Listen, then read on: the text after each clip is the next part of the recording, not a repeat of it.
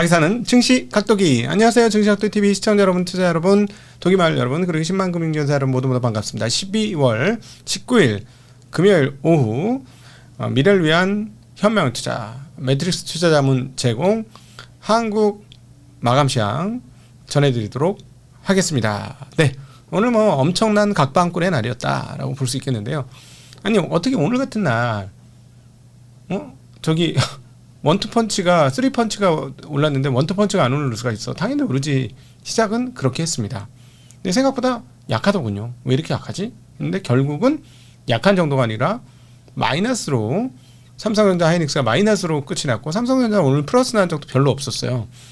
잠깐 플러스 나고 계속 약세를 보여주다가 결국 마이너스로 마감이 됐고 외국인들의 뭐 융단 폭격의 물량 거의 한 1조 가까운 전기전자 쪽으로의 매도 물량 폭탄에 의해서 밀리면서 끝났습니다.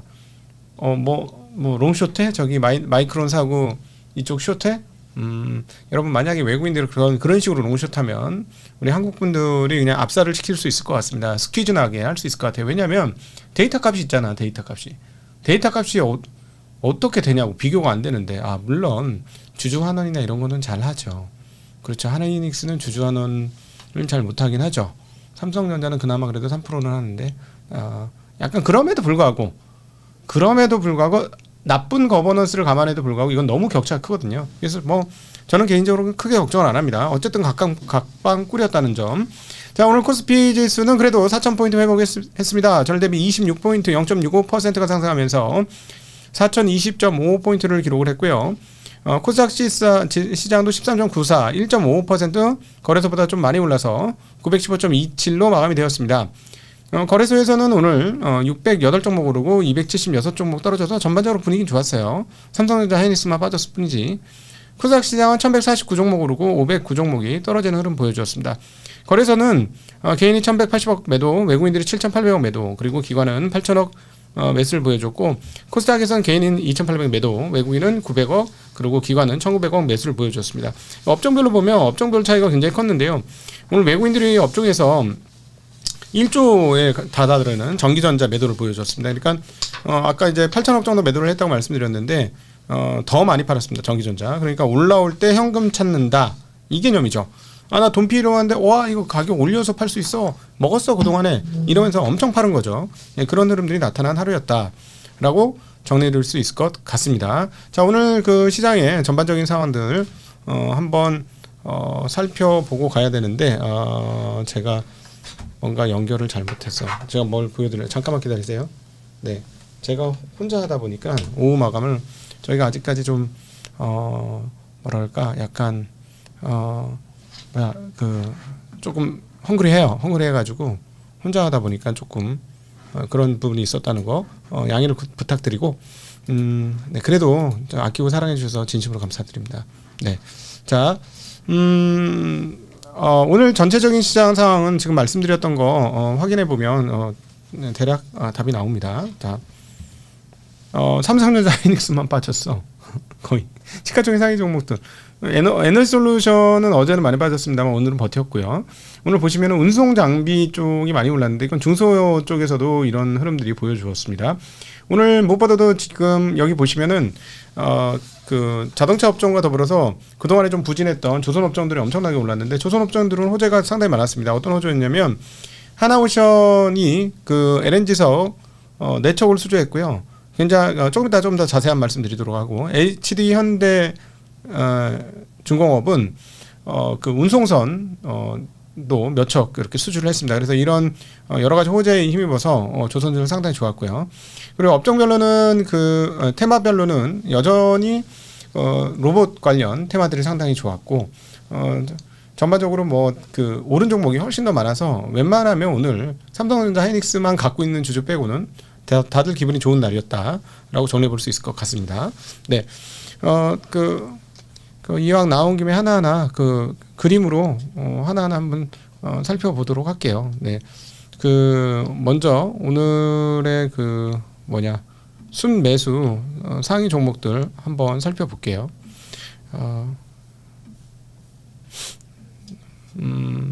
어디 갔어? 네, 순매수 상위 종목부터 살펴보도록 하겠습니다. 네.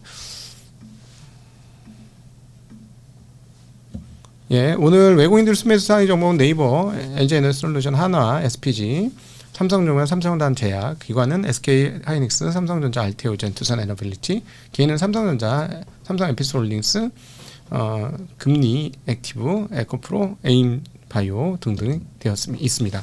자, 그리고 그 매도 종목도 한번 같이 살펴봐야 되겠죠? 네, 매도 종목도 살펴보도록 하겠습니다.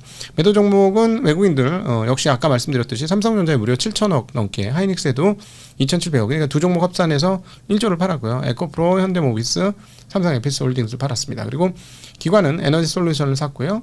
그 다음에 주로 ETF 거래니까 넘어가고요. 개인들은 한화시스템, 알테오젠, SK하이닉스, 두산에너빌리티, LIG 넥스원 등을 매수를 해주는 모습 또 확인할 수가 있었습니다. 네.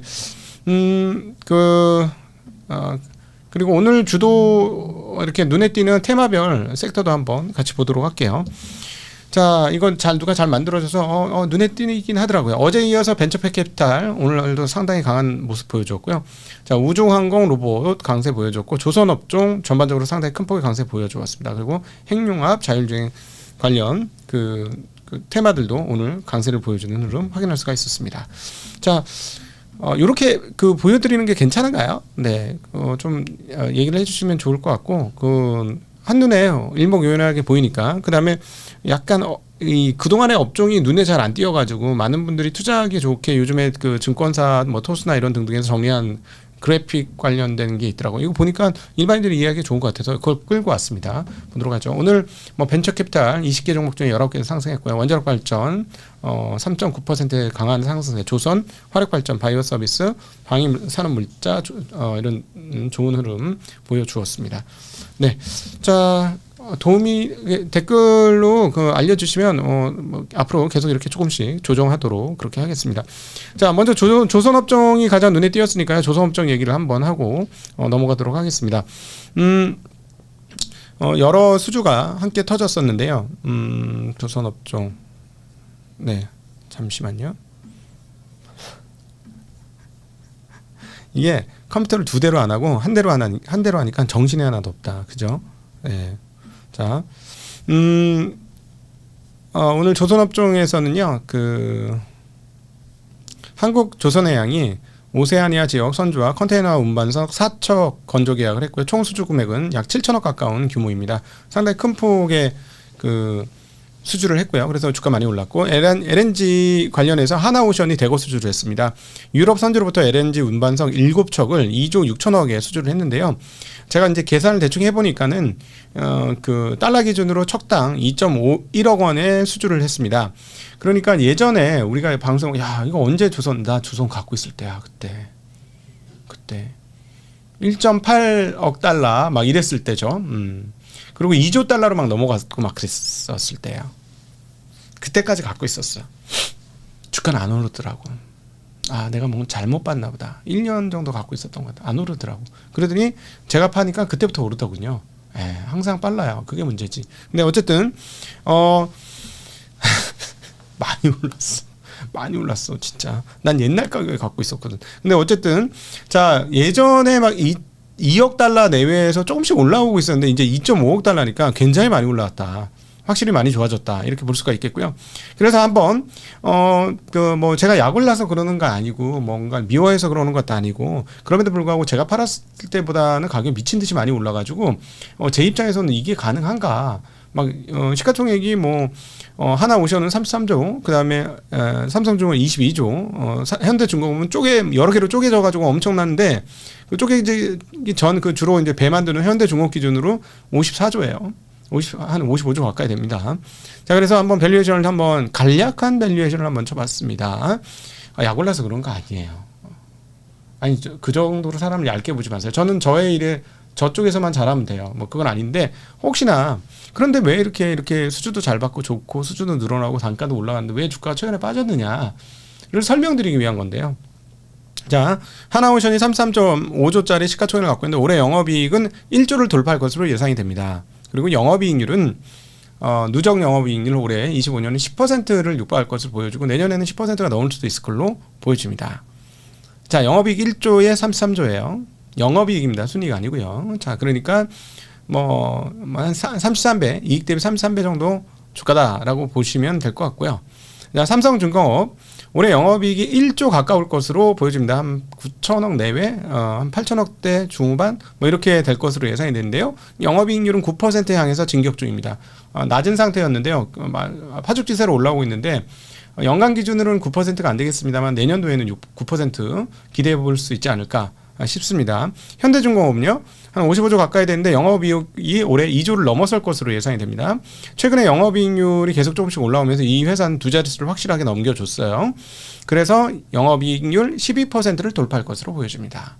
괜찮죠? 좋습니다. 자, 그러나 매출 증가, 이익 증가 상당폭 큰데요. 제가 보니까 현재 주가가 정당화되려면 내년도의 이익이 지금부터 50%에서 100% 사이는 더 올라가는 게 현재 주가를 위해서 적정한 수준의 이익 증가다라고 보여집니다. 왜냐하면 한국의 평균보다 더 높게 쳐준다고 해도 이런 회사들이 한 15배 정도 제조업체이고 영업이익률이 10% 내외라는 점을 감안해 보면 한국 기준으로 보면 15배 정도 주면 괜찮은데 이익이 증가한다면 그거보다 조금 더 줄 수는 있겠죠. 그거는 그렇죠? 그렇게 그런데 모르겠습니다. 올해도 많이 늘긴 늘었고 작년 대비 올해 이제 파죽지세로 많이 늘었어요. 근데 내년도에 지금보다 25년보다 50% 이상 이익이 증가할까? 그건 조금 더 봐야긴 해야 되겠습니다. 그런데 어쨌든 분기별로 빵빵빵 올라오는 거는 분명히 맞아요. 그러니까 예를 들어 삼성중공업 20배면 얘는 영업이익이 좀 낮잖아, 다른 회사보다. 그러니까 그거보다는 조금 더 할인을 치긴 해야 되는데 다른 회사보다는. 그래도 얘네들은 이렇게 올라오면 어떻게 비빌 언덕이 조금 있긴 한데, 그 다음에 이제 현대중공업이 비빌 언덕이 좀 있습니다. 현대중공업이 2조 넘는데 55조 정도 수준이니까 이 회사도 한 25배 정도 되니까는 만약에 내년도에 이거보다 한 50% 이상만 더 이익이 증가한다면 비빌 언덕이 있고요. 근데 오션은 조금 상대적으로 조금 열이네요. 그래서 제가 보기에는 세 업체 중에 가장 싼 회사는 현대중공업 상대적으로, 그 다음에 삼성중공업, 하나오션, 순위라고 얘기를 할 수는 있을 것 같습니다. 네, 자, 오늘 업종별 흐름에서 눈에 띄어갖고 원래 이거부터 했는데 거시경제에서 대단히 중요한 사건이 있었죠.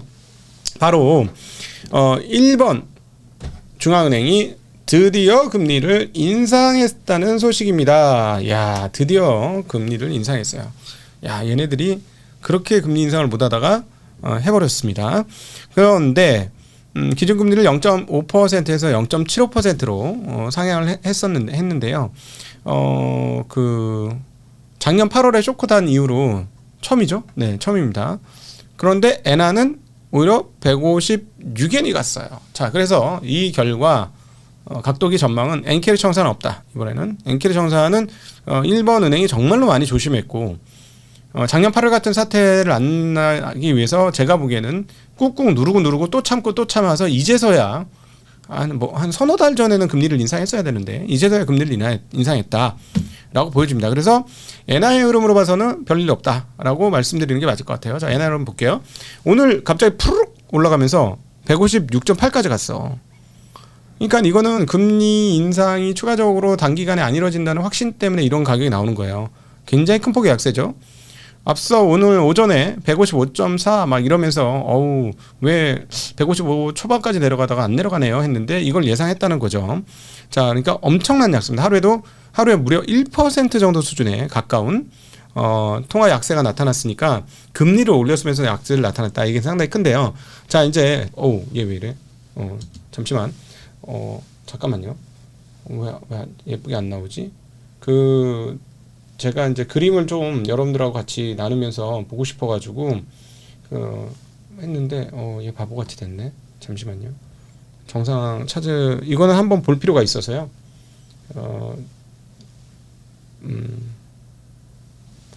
볼 필요가 있어서 같이 나누고자 합니다. 왜 없을 거라고 보는지. 자, 볼게요. 오래 기다리셨습니다. 자, 왼쪽 위에서부터 밑으로 정말 미친 듯이 떨어지죠. 저 때가 작년도 8월이에요. 금리 올린다고 할 때부터 해서 금리를 실제로 올렸을 때, 그리고 8월 패닉, 이 저 국면입니다. 그러니까 엔캐리 청산이라는 거를 하면 걱정을 하면 어떤 일이 벌어지냐. 실물 유통시장에서는 뭐야 N 금리가 올라가? 더 올라가? 그러면 우리 N으로 빌린 돈 어떻게 하지? 빨리 갚아야 되겠네? 이런 생각을 하게 되고 그럼 N을 갚게 되면 그 N을 사야 되는 거잖아요. N을 갚으려면. 그러면 N이 갑자기 많이 팔리니까 가격이 올라가는 거죠. 사람들이 다 N 줘 내가 달러 줄게 N 줘 달러 줄게 N 와주라 이렇게 되면은 N이 필요하니까 엔화가 강세가 되죠. 저 차트를 거꾸로 해야 강세죠. 그러니까 저렇게 강세를 가니까 사람들이 뭐야 왜 엔화가 이렇게 강세? 야 정말 일반 은행 얘기하고 다르게 정말 N캐리 청산 되나 본데? 야 그러면 야 남들 우리 얼마 엔화 차입 쓰고 있어? 야 빨리 갚어 큰일 나. 이러면서 그게 꼬리에 꼬리를 물면서 난리가 난 그래서 지옥도가 펼쳐졌던 게 작년도 7, 8월 달의 흐름이었습니다. 8월 달의 흐름이었죠. 저게 좀 보시면 어마무시한 속도로 떨어졌어요. 진짜 무서운 속도로. 그러니까 저 일을 또 당하고 싶지 않았지. 일본은행이.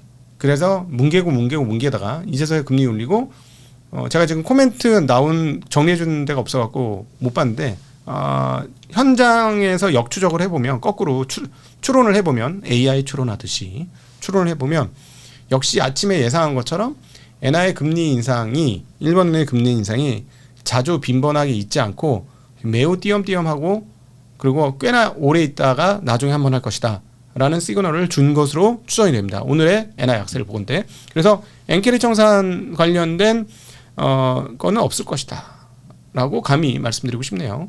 자, 근데 또 모르죠. 제가 이렇게 얘기해서 누구처럼 어떤 지옥의 사자가 돼가지고 내가 말만 하면 거꾸로 있는 일이 벌어진다. 자, 오늘 만약에 제가 이렇게 얘기했는데 엔캐리 트레이드 청산 막 얘기 나오고 이러면 저도 어떤 권좌에 앉지 않겠느냐. 반꿀 세계에서의 어떤 대단한 사람으로 입지를 구축할 수 있지 않을까. 네, 오늘 좀 세게 얘기했습니다. 이제 엔캐리 청산 없다라고 얘기했으니까 제가 세게 했는데 반대의 일이 벌어지면은 나도 유튜브 거꾸로 스타가 한번 될 수가 있겠구나라는 생각을 한번 해봅니다. 자, 오늘 금융위 공정위 업무 보고회가 있었습니다. 이 대통령이 요즘 이렇게 여기저기 돌아다니면서 아주 신선하죠. 그건 난 좋은 것 같아. 막 이렇게 공무원들하고 막 얘기하는데 근데 시간이 짧다 보니까 막 자르고 막 이렇게 하는 그런 것도 있긴 하지만 어쨌든 뭐 과거보다는 그건 저는 굉장히 좋아 보이던데요. 드디어 금융위 공정위에 왔습니다. 이야.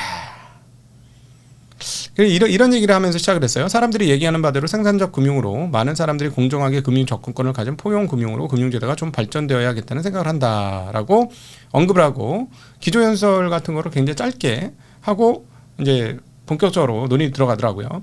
그 모양도 나쁘진 않았습니다. 그러면서 공정거래 관련해서 굉장히 이게 중요하다라는 얘기를 많이 언급을 했고요.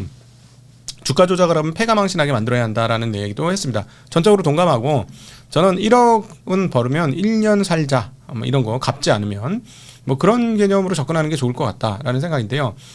그러면서 이제 코스닥도 얘기를 하면서 코스닥에서 부실한 종목들이 너무 많고 주가 조작이 너무 많고 종목이 너무 많다는 부분 지적이 있다라고 얘기하니까 대책이 뭐냐라고 하니까 벤처는 혁신을 늘리고 부실 기업을 퇴출시키고 상장 폐지를 좀 빠르게 하도록 하겠다라고 하면서 그래서 상장 폐지 많이 됐어요? 라고 물어보니까 과거에는 6개 기업 됐는데 이제 30개로 늘었습니다. 이런 얘기가 들었어요.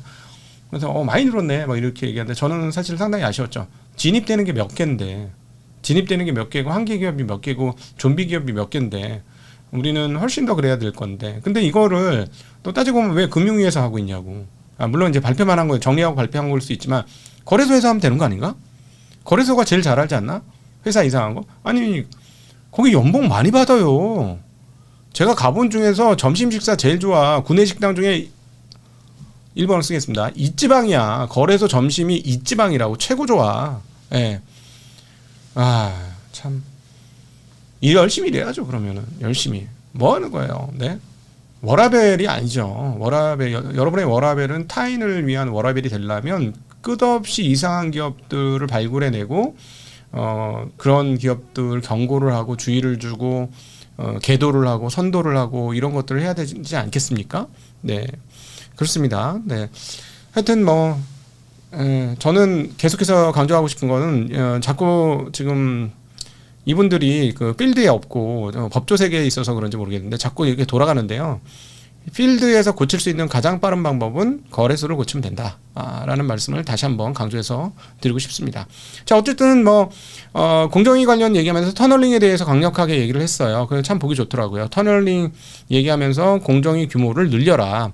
잘못을 해도 가증금이 약해서 가증금 각오하고 불법 거래를 하는 기업들이 많다. 라고 언급하면서 공정위 규모를 늘려가지고 적극적으로 활동해서 걸리면 뼈도 못 추린다 이런 생각이 들게 하자라는 언급을 해서 그거는 저하고 결이 같았다라고 말씀드릴 수 있을 것 같습니다. 어쨌든 말은 그렇게 했는데 실천까지 될지는 사실 솔직히 좀 의문이에요.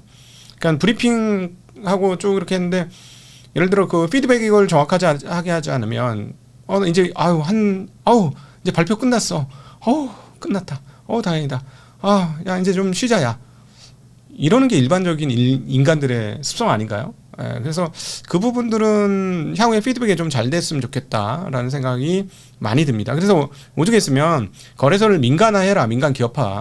민간기업화해서 몇 개 만들어라. 그러면 쫓기니까 남들보다 더 좋은 그 이익을 내고 주주들을 위해서 이익을 내려고 노력하고 하다 보면 알아서 물갈래하지 않겠느냐라는 게 저희들의 의견입니다. 네.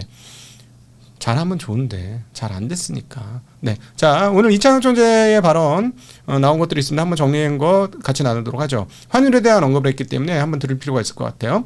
높아진 환율이 시차를 두고 다양한 물품의 물가로 전가될 가능성을 배제할 수 없다. 즉 물가가 오를 수도 있다. 환율로 인해서. 그래서 현재 원달러 환율이 현재와 같은 높은 수준을 지속한다면 이보다 물가 상승률이 높아질 가능성이 있어 주의해야 할 것이다. 그 다음에 10월에 크게 올랐던 서비스 가격이 11월부터 안정을 되찾았고 국제유가 급등세가 진전됨을 보였을 때 물가 상승률이 점차 낮을 가능성도 있다라고 얘기하면서 국민연금의 한해지 관련 절차가 너무 투명하게 되어 있어서 환율이 어느 방향으로 갈 것인지에 대한 기대가 형성되어 있다.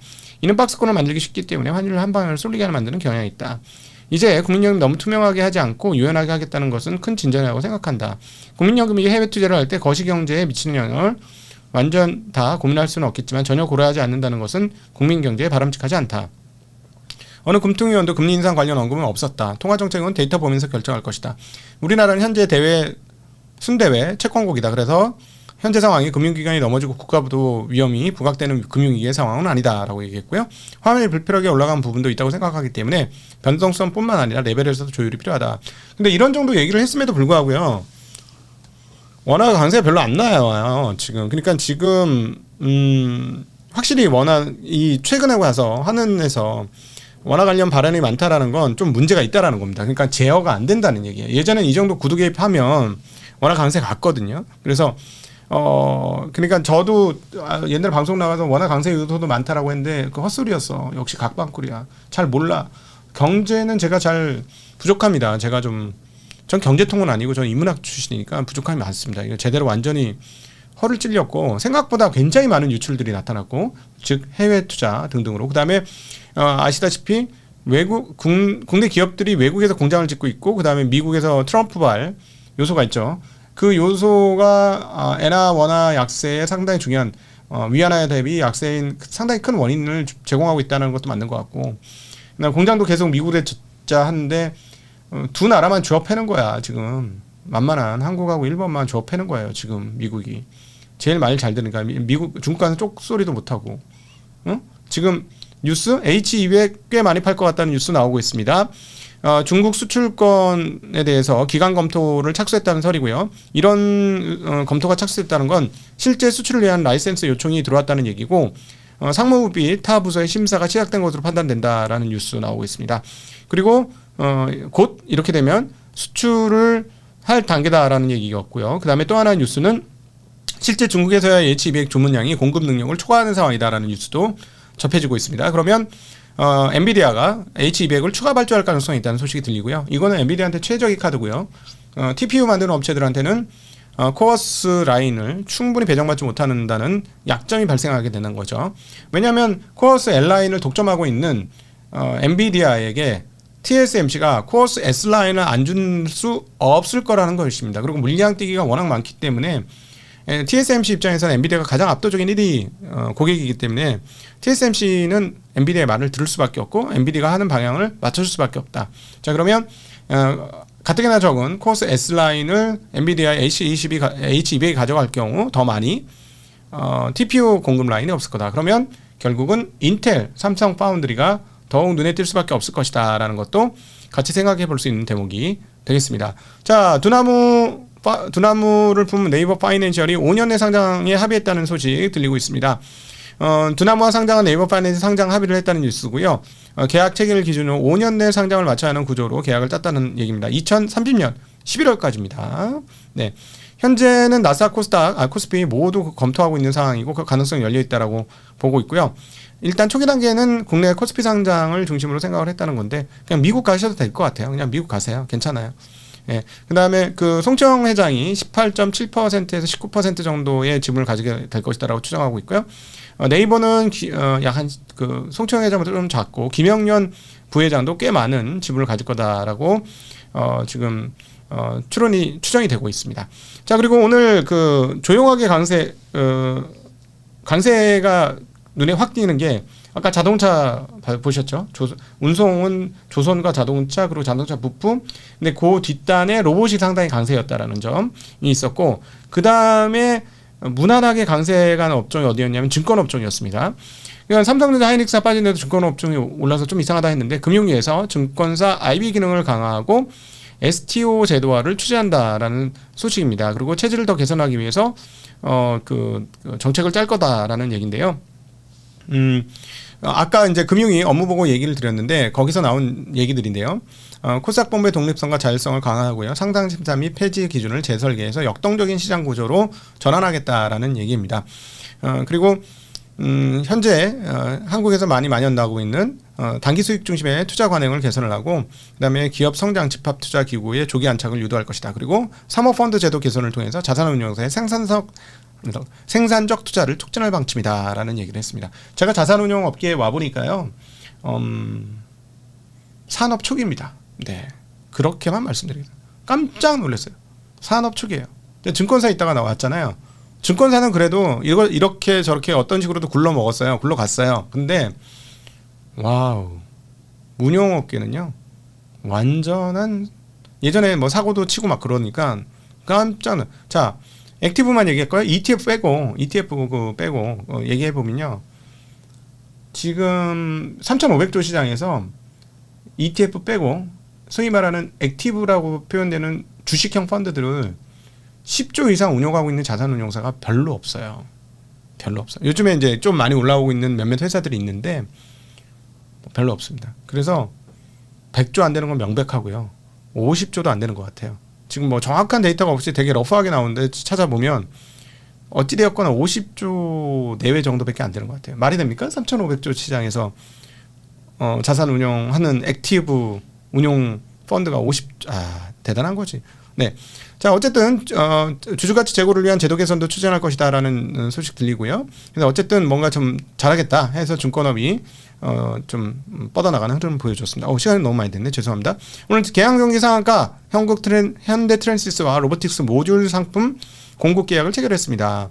25년 12월부터 2030년까지 5년간이고요. 금액은 나오지 않았습니다. 로봇 관련 주식들 현대오토에버, SPG 등이 초강세를 나타내는 모습 확인할 수가 있었습니다.